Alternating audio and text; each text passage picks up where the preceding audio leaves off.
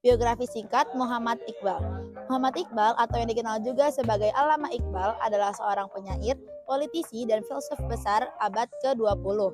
Beliau lahir pada 9 November 1877 di Sialkot, Punjab, India Britania atau yang sekarang disebut Punjab, Pakistan.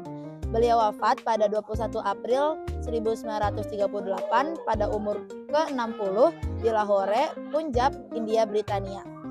Beliau hidup di era filsuf abad ke-20 dengan kawasan filsafat Islam dan aliran Sufisme Islam independen. Muhammad Iqbal merupakan salah satu tokoh pemikir dan modernisasi di dunia Islam.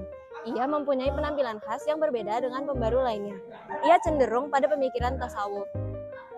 Muhammad Iqbal dilahirkan di Sialkot, India pada tahun 1877 Masehi. Setelah dewasa, ia melanjutkan studinya ke Lahore hingga mendapat gelar Master of Arts.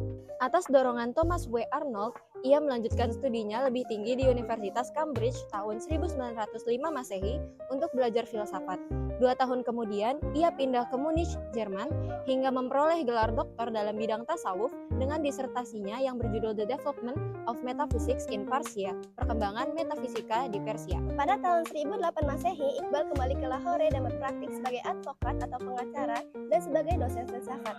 Hasil ceramahnya di berbagai universitas di India dikumpulkan menjadi sebuah buku dengan judul The Reconstruction of Religious Thought in Islam, membangun kembali pemikiran Islam. Keterlibatannya dalam dunia politik praktis menyebabkan ia lebih banyak berpikir tentang perkembangan umat Islam di India.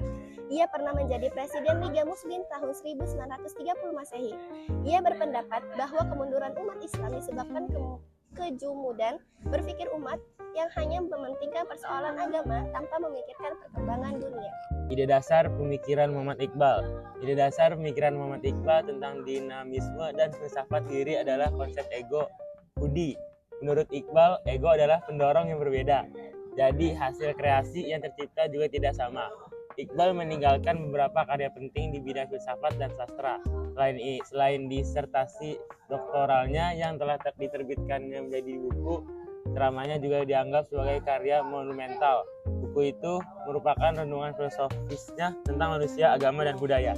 Pembaruan Muhammad Iqbal melalui organisasi yang dipimpinnya, Liga Muslim India. Iqbal berjuang agar kaum muslimin memiliki negara sendiri yang merdeka. Iqbal wafat pada 21 April 1938 Masehi dan 10 tahun setelahnya. Tepatnya pada 15 Agustus 1947 Masehi, Pakistan secara resmi memisahkan diri dari India yang pada saat itu Pakistan dipimpin oleh Muhammad Ali Jinnah. Adapun di antara pembaruan yang telah dilakukan oleh Muhammad Iqbal adalah sebagai berikut.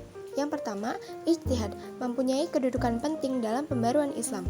Yang kedua, kemunduran umat Islam pada hakikatnya disebabkan kebekuan dalam berpikir.